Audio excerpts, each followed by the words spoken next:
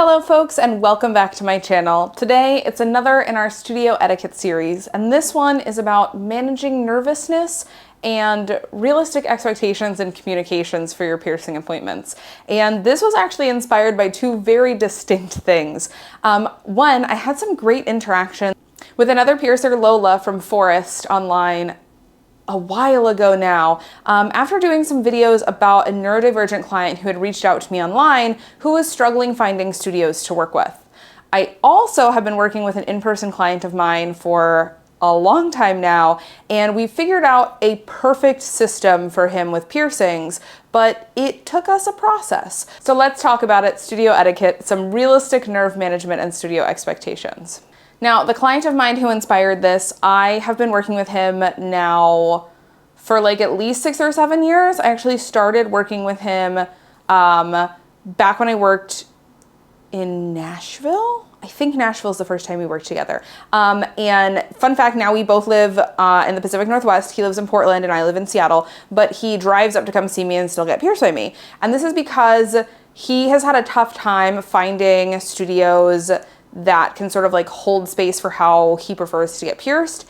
And we've sort of worked together to figure out a really good system. So when I first started working with him in Nashville, he was definitely very nervous for piercings, but it wasn't sort of like unmanageable. And since things have happened, and since COVID, he's kind of gotten a worse phobia of needles through some different medical procedures he ended up needing to have done. And now getting pierced and tattooed can be really difficult for him.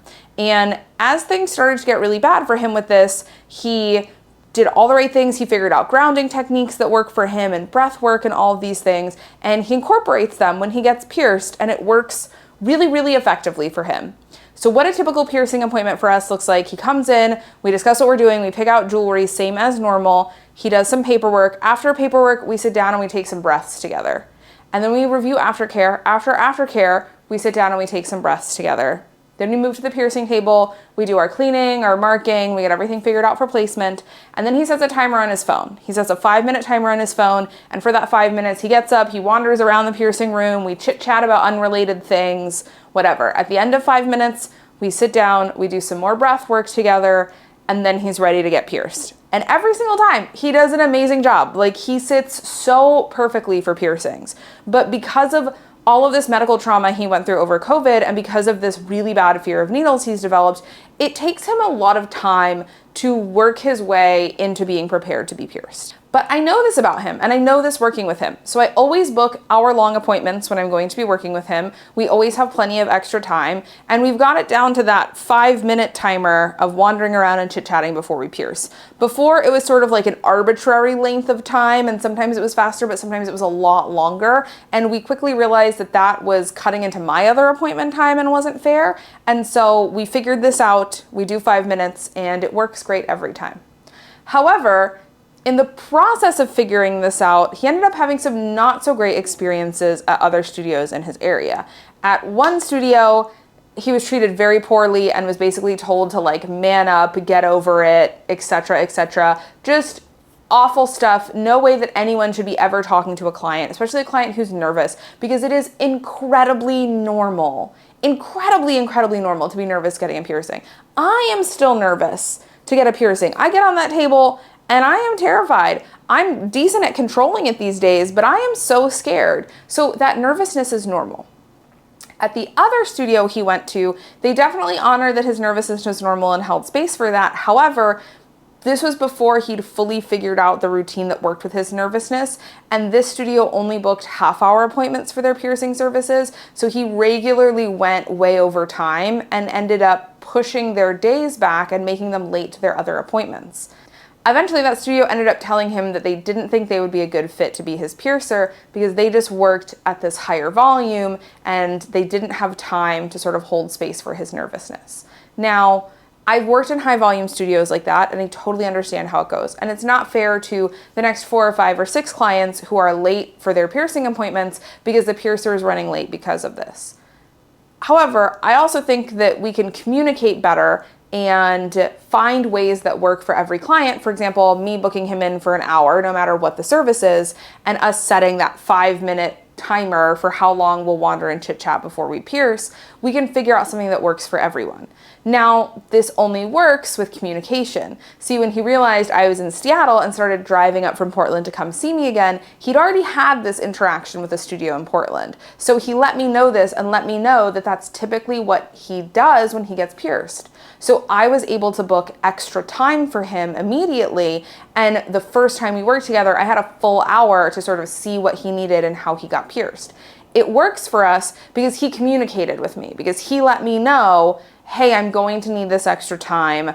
I'm going to need these extra things. Here's how I am when I get pierced. And I was able to go into it prepared for that to be the experience, also prepared for a client who is more nervous and to work with them on that. And we could find something that worked for both of us. So it's very normal to be nervous when getting a piercing. And we all have different ways of dealing with that nervousness. I have clients who giggle uncontrollably because they get the nervous laughter. I have clients who bring favorite stim toys with them to squeeze or hold on to. I have clients who request certain music in the piercing room. And I have clients who curse at me every single time. And I honestly wouldn't have it any other way. I think it's hilarious. Everyone deals with that differently. But realistic nervous management, if you know that you are a very nervous client and you especially take extra time or need certain things during your appointment, communicate that to the piercer in the studio and communicate that to us before you come in so we're prepared for it. Send us an email or a message on Instagram and say, hey, my name is so-and-so, I'm looking to get this pierced. I can be a little bit more nervous or I have a phobia of needles. Here's how I handle things. What would you recommend? You know, who do you have on staff that would be a good fit for working with me? And if there's someone at the studio who particularly is great at working with nervous clients or prefers to, or maybe has extra time in their day to take, we can make sure you're booked with that person. If we know that you'll need certain things during your piercings, we can provide that for you. I think a good studio should strive to be accessible, so we should make these accommodations for clients who need it. However, we're not mind readers, and we can't make those accommodations if we don't know. And as my client learned the hard way at one of his local studios, the accommodations he needed don't work into a traditional schedule for a lot of the studios in his area. That doesn't mean that they're bad studios, but I think what happened is that lack of communication breakdown with how he needed to be pierced, coupled with it running over appointments for other clients, the studio ended up having to make a difficult choice to prioritize the rest of their appointments in their day. I think that whole situation could have been solved if my client had known that that's what they would be like to get pierced at that time and reached out. In his defense, he didn't. It was a newer thing getting pierced now that he has this phobia. But also, if there had been that communication, and if the studio had been willing to shuffle their schedule around and maybe do some longer appointments or end of the night appointments, whatever the case may be, to ensure that the time was properly taken. And like I said, a lot of this can just be solved with communication and being honest and upfront with folks.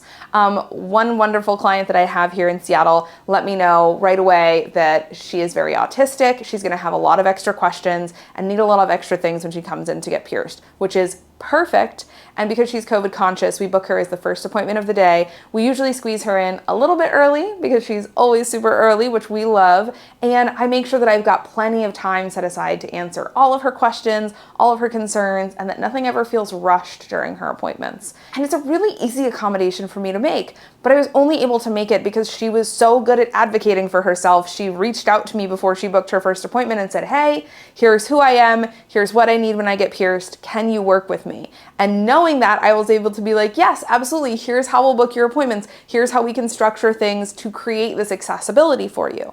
But accessibility requires teamwork. So if you're someone who knows that you're going to need certain things in your appointment or you're going to want more time, reach out and let studios know that. And if it's a good studio, they'll be willing to find some kind of way to work with you. And if they aren't, I think that already answers your question about whether or not it's going to be a studio that feels comfortable and safe for you to get pierced in. And not every studio is set up to accommodate every exact person's set of needs or timing with their appointments and their schedules. So also, if you have certain very specific requirements, you may find yourself needing to seek out certain piercers. A good example for this would be folks who want to get their really little kids pierced who are super nervous. Honestly, working in Seattle, my old coworker LJ from Laughing Buddha is so good with kids, especially nervous kids. It would be ridiculous of me to be like, oh my God, yeah, come bring them to me, when I know that we have LJ in the same city and that is like his specialty and he's so good at it. So if clients reach out to me with those accommodations, my response is unfortunately not, hey, we can make it work for you here at Nexus, but my response is, hey, there's actually a piercer in my city who's way better at this than I am, and you're gonna wanna go see him because he's gonna give you an amazing experience. And that is also still an accommodation. Like if the studio is honest about their limitations with what you need, but is able to refer you to someone who will be a better fit, that is that studio, I think, doing a great and ethical thing and not having so much ego as to say, oh, I'm the only studio in the area who's good for this, but rather being humble and saying, oh, you need this specific thing? Amazing, I know someone in town who's gonna do the best job for you, and I'm more concerned with you having the best experience than I am with me being the person who does your piercing and takes your money. So I think that sort of thing is awesome, and if you work in a big city, and if you live in a big city or an area with a lot of different good piercing studios, the best accommodation for you might be a referral to someone who's gonna be your best fit. So also understand when you advocate for yourself, if that's the response, I think that's a great response from studios. But it's super normal to be nervous when you get pierced. It's super normal to need an extra time or want to ask more questions. And as long as you communicate that you need those things or desire those things out of your piercing appointment with your piercers and your studios, we can do a much better job of helping you and assisting you. But as my regular learned, when we don't communicate these things, even if it's unintentional because we don't know that's how we're going to respond to being pierced, it can create some difficulties on the studio's end, which can lead to more miscommunication with the client and just not a great situation for everyone. So the more we communicate, the more you advocate for yourselves and let us know what you need, the more we can better serve you as piercers. Thanks for hanging out, and I hope you have a great rest of your day. Can't wait to talk soon. Bye.